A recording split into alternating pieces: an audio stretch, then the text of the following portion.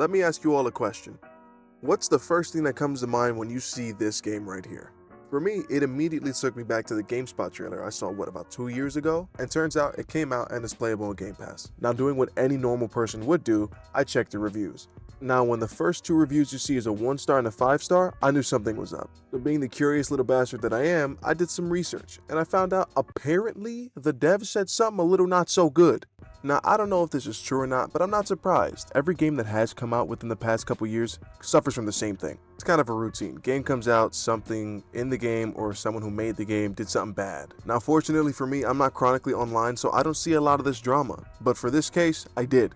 As a person who plays Hunt Showdown, which is another like Bayou dark magic type of game, I was immediately infatuated with this world. So seeing the review bombs and all this hatred and this jumping between you're racist or you're not or this and that bummed me out. So I decided, you know what? It's playable on Game Pass. I'm gonna play the game and see for myself. I called Hurricane Lulu and she said, we good. Mama, I'm serious. What if it's different this time? This shit was ass. Now, I'm only joking because I know a lot of people will probably take that seriously and leave, but for what it was, I thoroughly enjoyed this game. I went through the entire game, start to finish, the second it downloaded. You could say I don't have a life for doing it, but you're fat, so I win. But this leads me to the main focus of why I'm making this. It's not about the game anymore. Most reviews seem to boil down to 2 things, which is it's the greatest game in the world, which feels soulless. Those 5 stars are just the game's amazing, nothing's wrong with it. Or the 1 stars that give their comments on nothing that has to do with the game. They're saying the company's wrong, the dev team's wrong, somebody tweeted this, nothing that involves the game at all.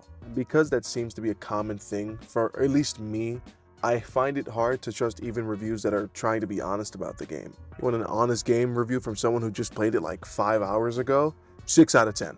The gameplay kind of took me back to those old nostalgia games like Jak and Daxter, Ratchet and Clank, Crash Bandicoot with like their platforming and very simple controls, but at sometimes for some reason just difficult. Like, look at this. This is a platforming thing I haven't seen in a while. And when it comes to stuff like this, I'm sure some people might think it's cheap, or maybe they don't. I'm just talking out my ass. But what I can say for certain is that a lot of people's expectations are far too high for games nowadays. Not saying that having a certain standard is bad, but when you expect too much and then you don't get that and cry online, it's kind of a bad thing.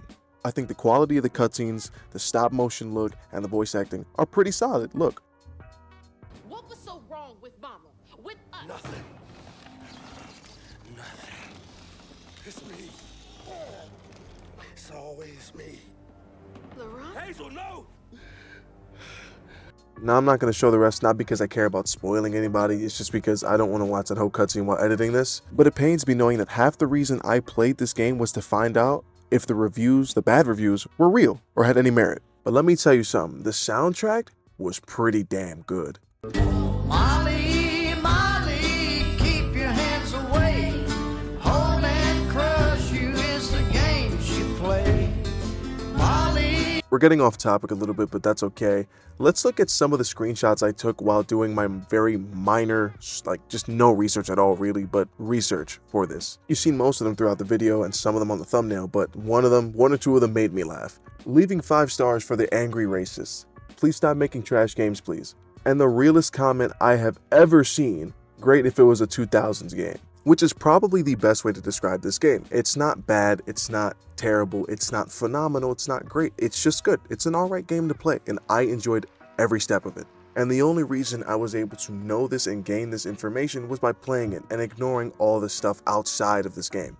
But for whoever watches this, I do want to know how you guys think, what you guys think, your perspective, reviews, everything. I don't care if you're harsh about it, mean about it, or, very extreme. I want to know what you guys think. I could be talking straight out of my ass to you, or I could be making the most sense of the world. It doesn't really matter, but I do want to make conversation. I do want to discuss this, and I want to see what other people think. I'm going to leave now. I'm going to leave you guys with one cutscene from the game that I think I like the most because I love this big old fish, but that's it. I'll see you guys later, and if you want me to do more of this type of stuff, I will. Bye. You really don't know anything.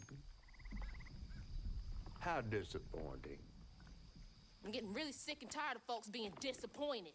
Oh, no. Mortified to a fan, no. You can't see strands, can't you? Like knots, tangles, thingies. Thingies? What are you talking about? Like strings floating in the air. Oh, yeah. Well then, I can teach you the rest. And a train weaver ought to be able to rescue her mama easy. I can even help you find her. When you get me down, of course. How am I supposed to do that? Well, it's like this, see? Our world is made of strands all wove together.